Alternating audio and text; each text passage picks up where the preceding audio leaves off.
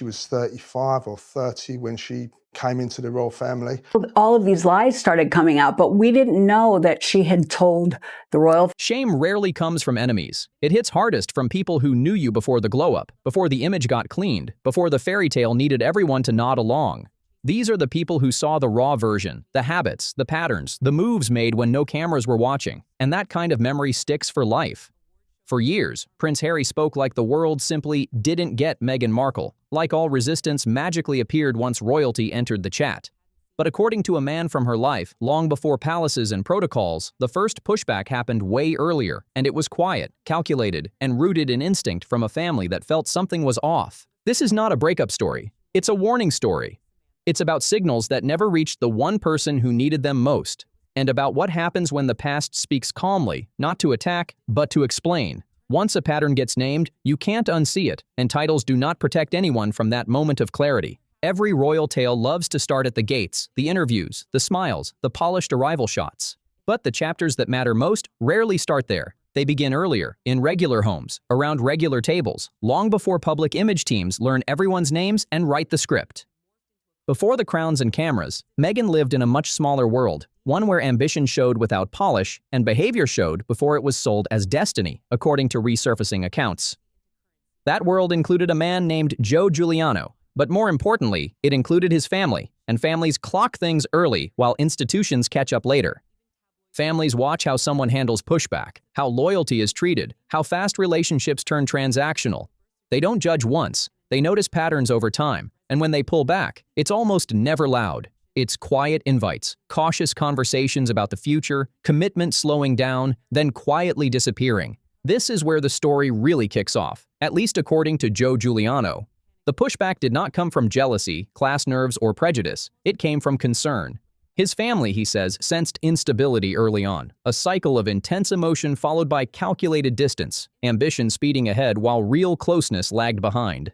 These were not accusations, they were hesitations, and in family dynamics, hesitation is often the last soft signal before a full stop. At the time, Meghan Markle reframed that distance as misunderstanding, as drive being misread, ambition mistaken for coldness. In her version, resistance became proof she was meant for something bigger. That storyline would later sound very familiar. But back then, there was no palace to point at, no tabloids to blame, no ancient institution playing villain. There was just a family that quietly chose not to move forward, and that's where the stakes rise, because years later, when Prince Harry entered her life, he met a carefully edited past with no warning labels attached. It was reinvention without residue, old relationships framed as chapters closed for reasons that demanded sympathy, not inspection. Harry, by nature and by lived scars, leaned into belief he had spent years seeing himself as the protector, the one who would finally understand what others missed, and that instinct was real. Sincerity, though, can be risky when it meets selective storytelling inside royal circles. Vetting is never just about resumes. It traces relationships, family reactions, and long patterns over time. Advisors are trained to spot repetition, not one-off moments, and while Giuliano's family was never flagged as a red alert, their quiet exit did not go unnoticed. At Kensington Palace, early briefings noted gaps, not crimes, not scandals, just gaps. A former partner whose family disengaged without drama, a later marriage to Trevor Engelson that ended abruptly, without the emotional continuity usually described in public reflections. Each detail alone meant little. Together, they hinted at a pattern: closeness followed by separation, advancement followed by detachment, reinvention that required others to fade out. Harry did not read this as caution. He read it as injustice. People familiar with his thinking say he folded every hesitation into a bigger story of Meghan being underestimated and mistreated. In doing so, the signal flipped. Concern became cruelty. Caution became bias. That was the first crack between perception and pattern. The palace did not step in. Institutions rarely act on first impressions. They wait for repetition, but files stay open and notes stack quietly. As the engagement moved closer, some advisors revisited those early silences, not to block anything, but to understand the shape of it. They asked calm questions. Why did past relationships end without overlap? Why did families fade instead of integrate? Why did continuity seem thin? These were not confrontations, they were preparation. Harry, however, felt betrayed. To him, any hesitation sounded like rejection of the woman he loved. He doubled down emotionally, dismissed caution as bias, and placed himself against the very system meant to shield him. A prince already sensitive to abandonment now mistook warning for abandonment. The story pushed forward on love, defiance, and the belief that the past stopped mattering once titles entered the frame. But families remember what institutions later document. Giuliano's family did not pull back because Meghan might one day be royal. They stepped away long before that was even imaginable. Their concern, as now described, focused on how relationships were navigated, how loyalty was demanded, and how people were sometimes outgrown. Years later, that explanation carried weight. It reframed everything that followed. By the time Meghan entered Harry's world, her history had been streamlined, not erased, but edited. Relationships became stepping stones, breaks became growth. Families that drifted away vanished from the story. What remained was a clean arc of ambition and resilience designed to invite admiration, not questions. Harry didn't just accept it, he leaned into it. Observers say his protectiveness in the early months bordered on urgency.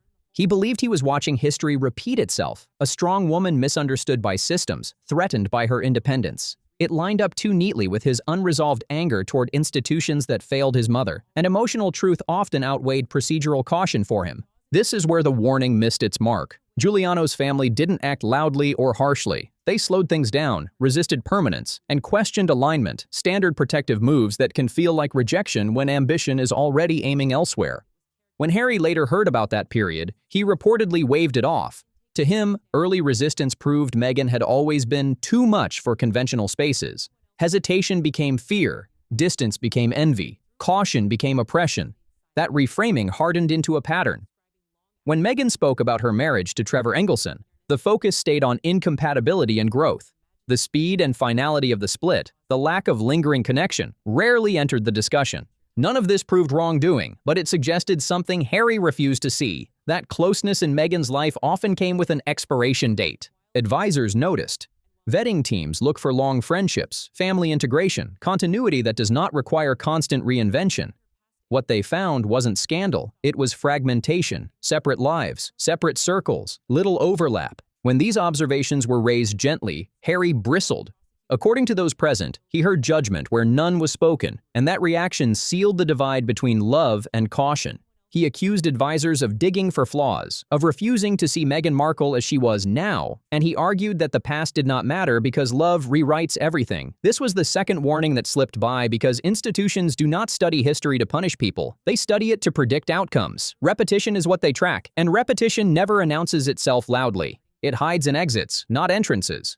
The more Prince Harry defended Meghan, the more he drifted away from voices urging restraint. That isolation was not forced on him, it was chosen. He trusted instinct over experience, emotion over precedent, and without realizing it, he stepped into one of the oldest royal traps. The belief that love alone can erase pattern. Behind closed doors, palace lines hardened. One group argued Harry's emotional state made clear assessment impossible, and that pushing back would only lock him in further. Their solution was simple: allow the marriage, trust that responsibility would stabilize everything. Another group was far less convinced. They pointed to Joe Giuliano's family as an early signal, and to the abrupt ending of her marriage to Trevor Engelson as reinforcement. Their concern wasn't drama, it was pattern, relationships advancing quickly, then dissolving once the next door appeared. Harry rejected that framing completely.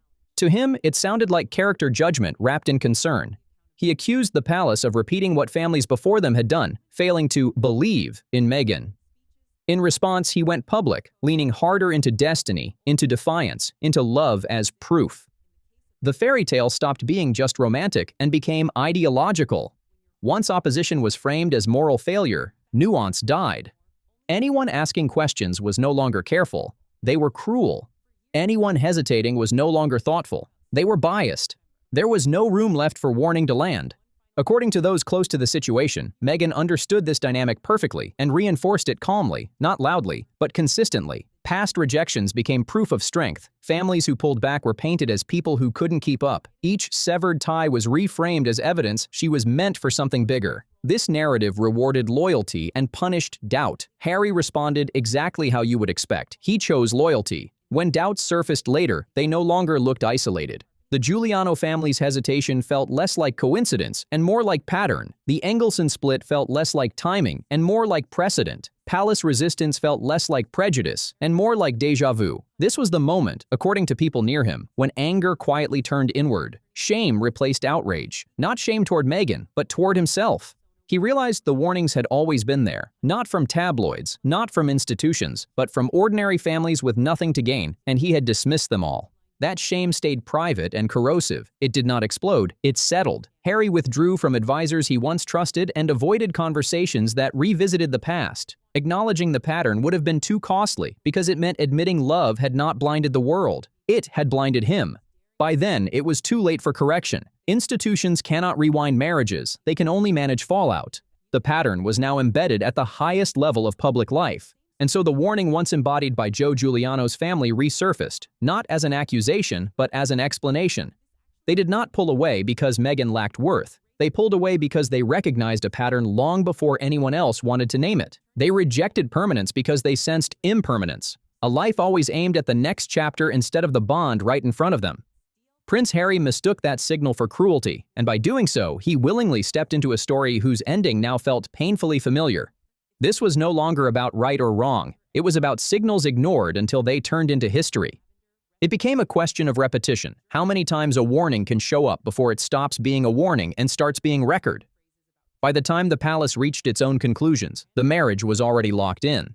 Institutions do not reverse facts, they adapt around them, and inside Buckingham Palace, the tone quietly shifted from curiosity to calculation. Early concerns once labeled as caution were refiled as indicators, not accusations. Indicators that only make sense once separate moments line up. This is how institutions operate. They do not panic over one incident. They wait for repetition to speak clearly. What once looked like isolated resistance from a former partner's family now sat beside a growing pattern. Families that never fully integrated, friendships that faded without explanation, a first marriage that ended cleanly and decisively, almost surgically, with no bridge back. Each detail alone meant little, but together they told a sharper story. The pattern pointed to momentum over permanence. For the palace, the realization hit hard. This was not a case of a woman rejected for being different. It was about relationships following a familiar arc. Intensity, alignment, advancement, exit, reinvention. Power has seen this shape before, not just in royal circles, but around influence wherever it gathers. The real tragedy was timing. Had these patterns been recognized earlier, they could have shaped expectations instead of damage control. But they surfaced after vows, after global attention, after public lines were drawn. At that stage, the palace could not confront. It could only contain. To Harry, that containment felt like abandonment. He read distance as punishment and believed support was being pulled out of spite. What he couldn't see was that this pullback was standard protocol. When certainty vanishes, institutions retreat to protect themselves, not to wound individuals. This is where Harry's shame deepened. Not because the palace doubted Meghan Markle, but because their doubts echoed warnings he had once brushed aside himself. When advisors talked about continuity, he heard criticism. When they spoke about pattern, he heard prejudice. Only later did he grasp that they were describing the same thing ordinary families had sensed long before royalty entered the picture. That realization was isolating. According to those close to him, Harry stopped arguing, not because he agreed, but because the weight became too heavy. The anger that once powered his speeches cooled into something denser, acceptance without relief. The story he had defended as persecution now looked, from the outside, uncomfortably predictable. And for Meghan, the palace's recalibration only reinforced what she already believed, that institutions always resist change, especially when it threatens their balance. That skepticism was never read as concern. It was read as fear dressed up in formality. Meghan Markle did not see distance as warning. She saw it as validation, proof that she had outgrown yet another environment and was ready for the next level. That difference in interpretation quietly widened the gap between wife and institution. Prince Harry wanted acknowledgement and emotional backing. Meghan wanted autonomy and forward motion. The palace wanted stability, and those three goals could not exist in the same space. When alignment fails, the system responds the only way it knows how, by reducing exposure. Titles stayed, protocols remained, appearances continued, but warmth pulled back. This is where history starts to harden, because in royal life, intent matters far less than outcome, and the outcome was impossible to ignore. A prince increasingly distant from his family, an institution managing risk through distance, and a rejection narrative that collapsed when placed next to earlier, non-royal rejections. Joe Giuliano's family, once a footnote, now looked like the opening paragraph. They had no titles to protect, no palace to appease, no audience to convince. Their hesitation came without incentive, which is exactly why it mattered. Critics accused the palace of bias, but that same concern had existed quietly long before fame ever entered the picture.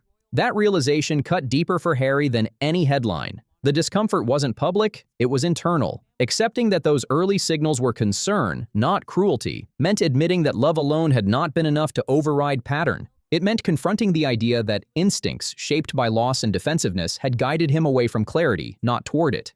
This kind of realization doesn't trigger confrontation, it produces silence. As time passed, the palace's posture stayed consistent. No dramatic rupture, no public reconciliation theater, just a steady acknowledgement that the story had reached its natural boundary. The crown would endure. The marriage would continue on its own terms. The shared narrative quietly dissolved. That is how royal stories end when they cannot be resolved. Not with apologies, not with vindication, but with separation of record. Harry's shame did not come from being proven wrong by enemies. It came from realizing that people who cared long before palaces and protocols had seen something he refused to see. And once a pattern becomes clear, defending against it only increases the cost. The palace did not pull back because Meghan failed to belong. It adjusted because belonging was never the goal. Continuity was, and continuity, once broken repeatedly, cannot be repaired by love alone. Royal scandals love to focus on endings, but the truth usually lives at the beginning. If you want more royal breakdowns that examine patterns, ignored warnings, and the cost of believing the wrong story, subscribe and stay with us. History doesn't shout, it waits for someone to explain it.